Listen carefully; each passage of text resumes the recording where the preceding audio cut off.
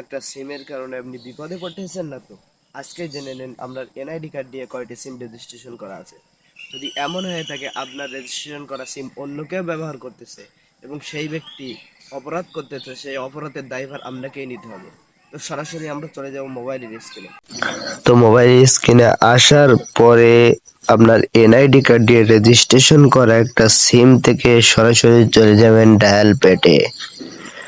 তো ডায়াল প্যাডে যাওয়ার পরে একটা কোড ডায়াল করতে হবে, *16001# দিয়ে সরাসরি কল দিতে হবে।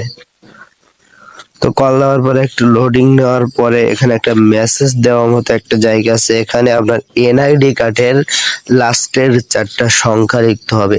তো আমার এনআইডি কার্ডের লাস্ট 4 সংখ্যা আমি লিখে দিচ্ছি। আপনার এনআইডি কার্ডের লাস্টের 4টে সংখ্যা লিখে দেওয়ার পরে সরাসরি সেন্ডে চাপ দিতে হবে। তো সেন্ডে চাপ দেওয়ার পরে একটা এসএমএস আসবে। তো এসএমএস আসা পর্যন্ত আমাদের অপেক্ষা করতে হবে। তো কিছুক্ষণ সময় অপেক্ষা করার পর আমাদের এসএমএস বক্সে দেখেন একটা এসএমএস চলে আসে। তো এই যে এসএমএস বক্সটা আমরা অন করে দিব।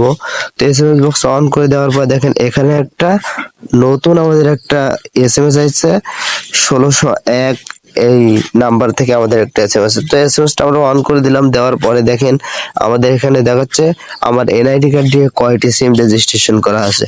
তো আমার এনআইডি কার্ড দিয়ে 5টি সিম রেজিস্ট্রেশন করা আছে এবং যেসব সিমগুলো রেজিস্ট্রেশন করা আছে সিমের লাস্টের সংখ্যাগুলো দেখাচ্ছে। এই ছিল আজকের ভিডিওটা। সবাই ভালো থাকবেন, সুস্থ থাকবেন এবং আমার ভিডিওটা দেখে যদি আমরা একটু উপকৃত হয় তো আমার চ্যানেলের সাথে থাকবেন।